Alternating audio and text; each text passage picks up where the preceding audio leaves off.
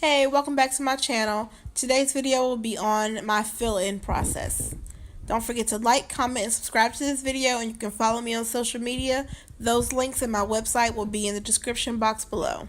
So this client has had these nails on for just under 4 weeks, and we're going to use some old nippers to go ahead and pull off those big stones, and I'll use my efile to get the rest of the smaller ones off. This is my orange crush bit from Atwood Industries, and you use this bit on the highest setting on your efile. I'm going to go ahead and be using my Macart dust collector, and I do have another video that I didn't really care for this on, but I honestly feel like I had maybe unrealistic expectations based on the advertisement. I do like it a lot more now that I don't expect it to get 100% of the dust. I feel like for the price, it's affordable and it does its job well enough that I do try to use it a little more now.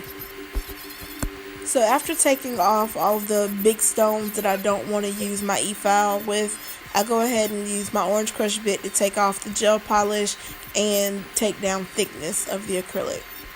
This is an extremely coarse bit, and I do not recommend ever touching it to the natural nail.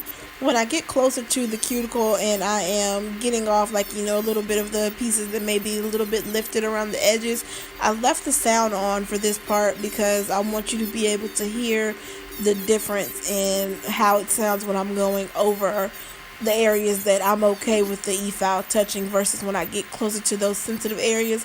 You can hear that I'm putting a lot less pressure on the efile so that I'm not digging into her natural nail with it.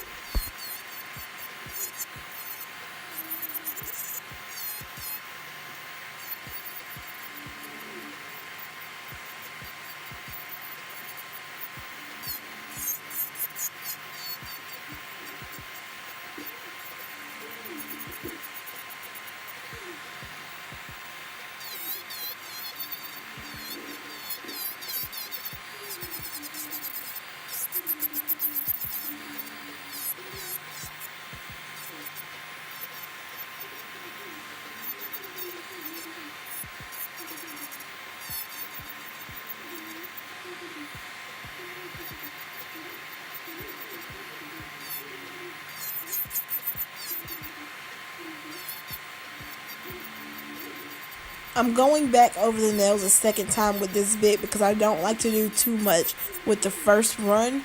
Because if you stay on the same nail or in the same spot for too long, even if you're not putting a whole lot of pressure on it, it still tends to get a little bit warm. So I'd rather do 2 quick passes than 1 long one.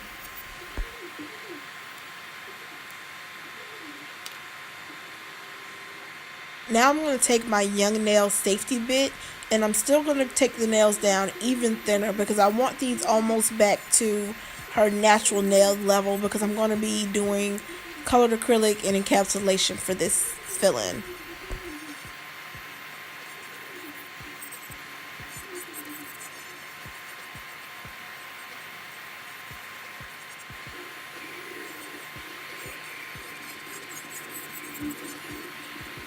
Now, a safety bit was not needed for this, but this bit actually takes down thickness pretty well. So that's why I use this one instead of some of my other bits, because I do like it and I don't want too coarse of a bit for this.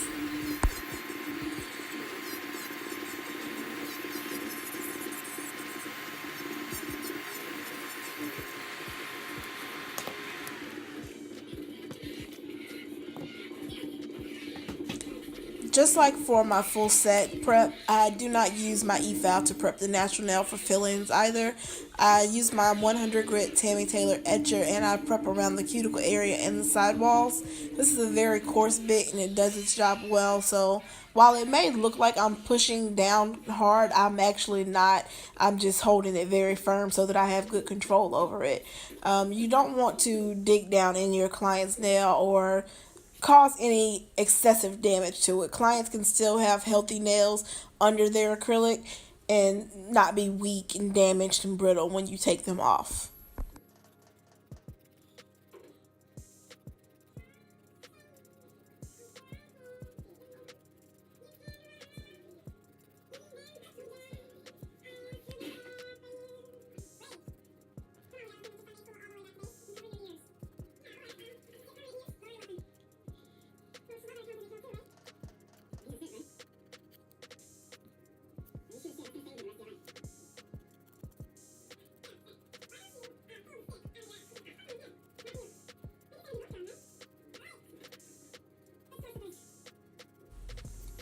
When I'm done etching, I take my 100 grit Tammy Taylor file and I blend the acrylic into the natural nail just like you would with a tip. Same thing as with the etching, I don't put a lot of pressure into this. It's a very coarse file. I'm able to just blend that in there naturally without digging into my client's nail.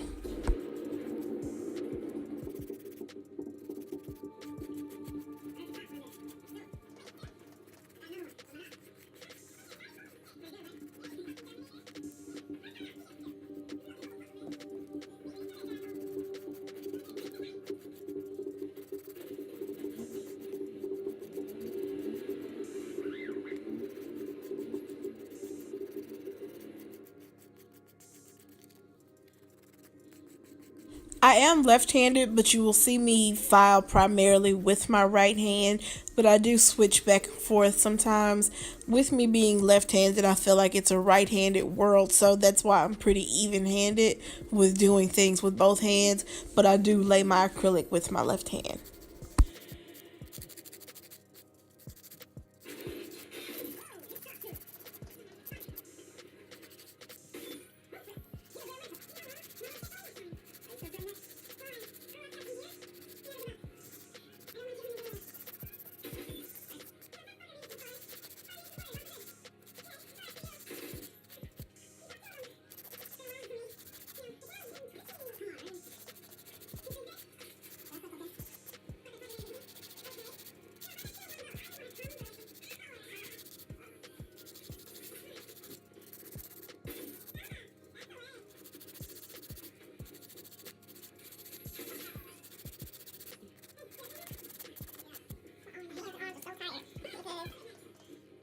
Same thing is when you're doing a full set and you shape your tips before you apply your acrylic.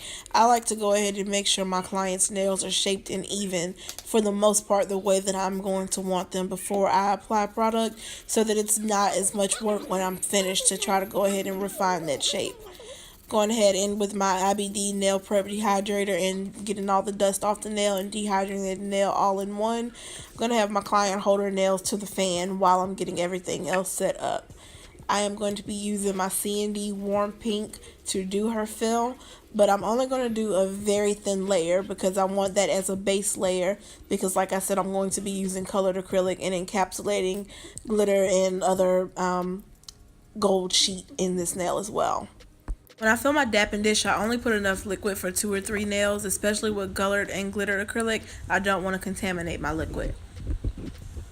Before I apply product, I go ahead and check to make sure that my nails are nice and scratched the way that I need them to be and there's no shiny spots. And then I go in with my primer and I prime all of my client's nails at the beginning, and then I prime each one as I apply product to it. For monomer and primer, I am using Tammy Taylor products, and the monomer is her extra adhesion formula. So when I first use my brush after I haven't used it in between sets, because I do rotate brushes, I do make sure that I burp my brush, basically get all the bubbles out of it so that you don't have bubbles trapped in your acrylic when you're applying it.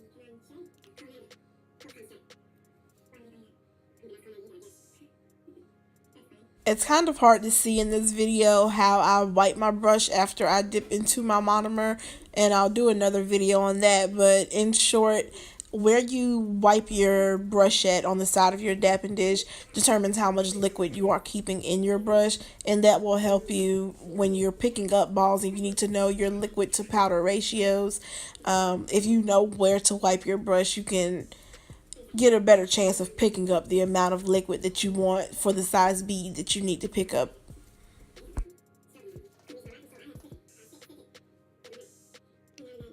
You're also able to see pretty well in this video, as I described in another video, how I don't put my ball down right at the cuticle, but I place it a little bit before it, and then I use my brush to push it where I want it to eventually be at.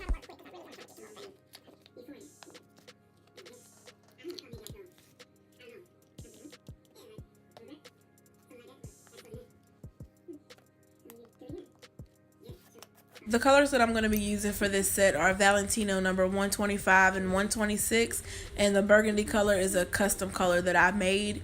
I'll be capping all of the designs in Valentino crystal clear.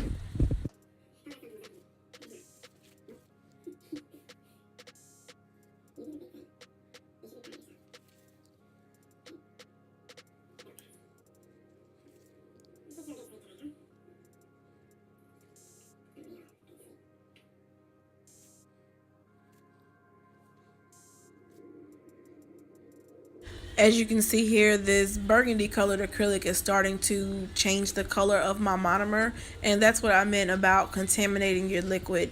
This is going over the C&D warm pink, so I don't have to worry about it interfering with the way that my acrylic is going to adhere, but contaminated liquid and contaminated primer can also be reasons for lifting on your nails.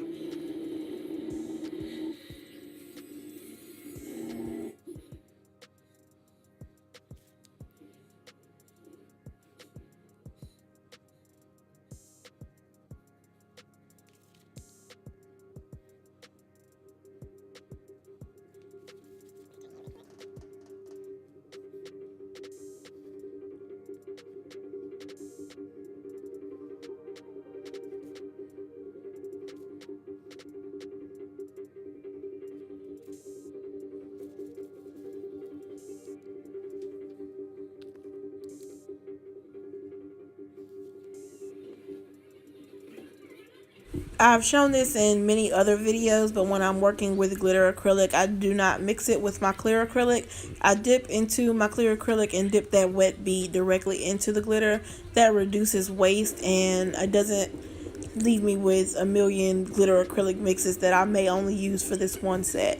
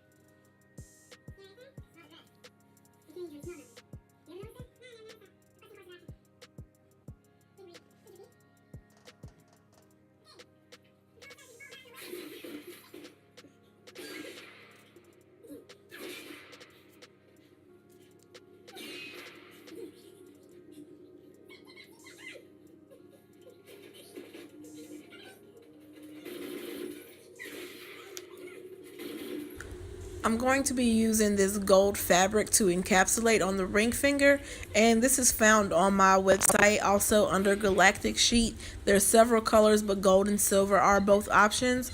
I cut the shape that I want and then I pull away some of the pieces so that I have more of a frayed, jagged edge to it instead of a blunt shape.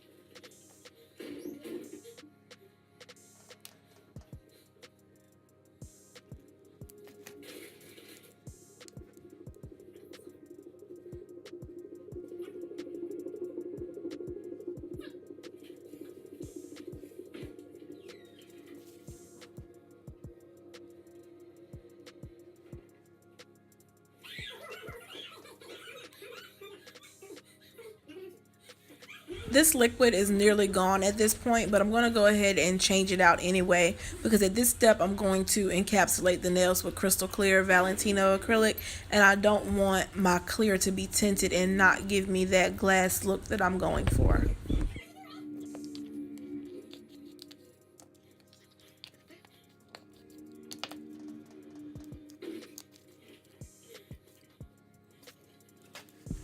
I'm also going to change my towel at this point. It's very important to keep a clean towel and clean monomer to keep your brush clean and clump free.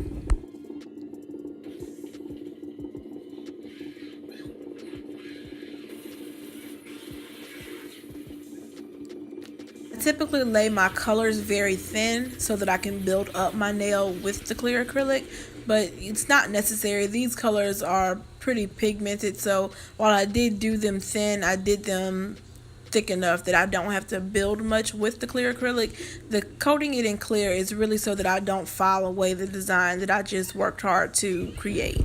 And also to add strength to the nail, because colored acrylics have been cut so much to create that color, they are not as strong as a core powder like a clear or a cover nude or pink.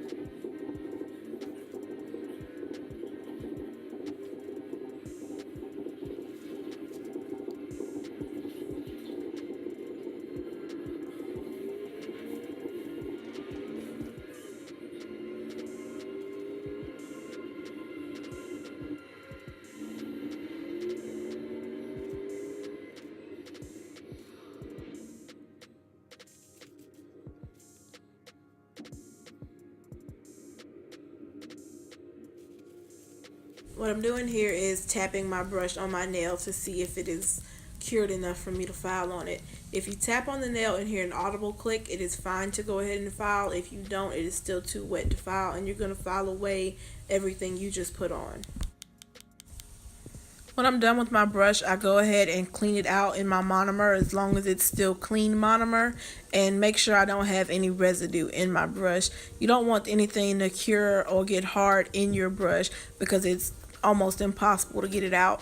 As I've said in other videos, I do not recommend soaking your brush in acetone because it will dry out the bristles.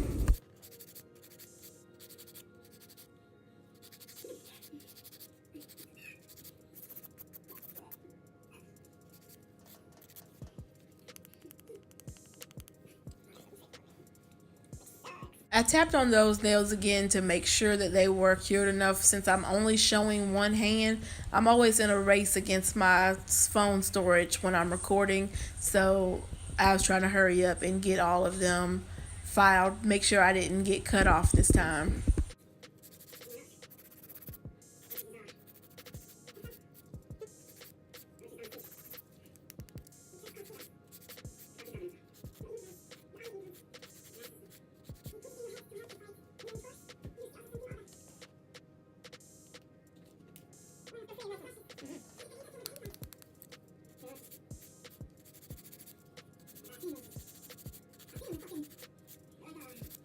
When I'm filing my acrylic, I not only file the sides and the free edge, I also go under the nail to remove any rough edges.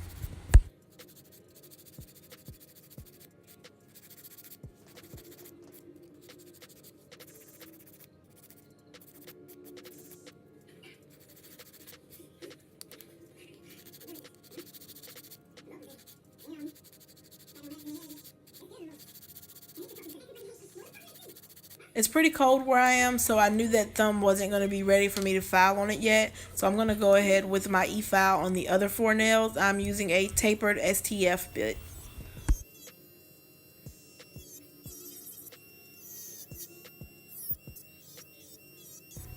You will see that I refine the shape on a lot of my nails with my e-file, and I will go back in with a hand file and go over that once more. I do that because that saves my hands and my wrist from excessive filing.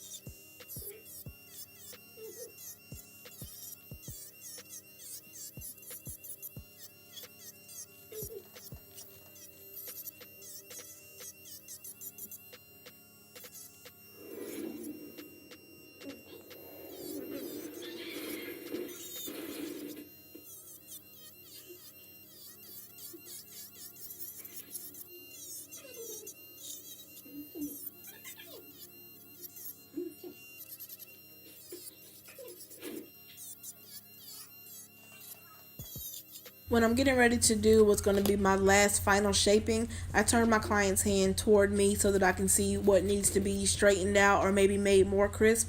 And it's easier to see those things if you turn the hand the way that your client sees their hand.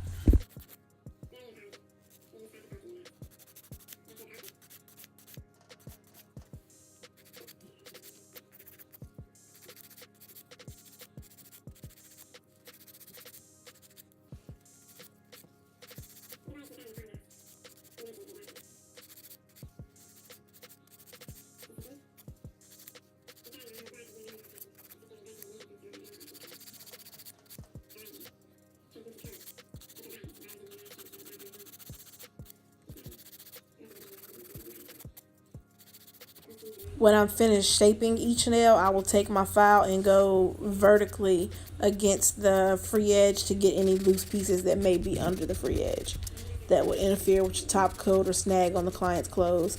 And then I go straight into buffing, and I do buff the top surface and the under surface of the nail as well.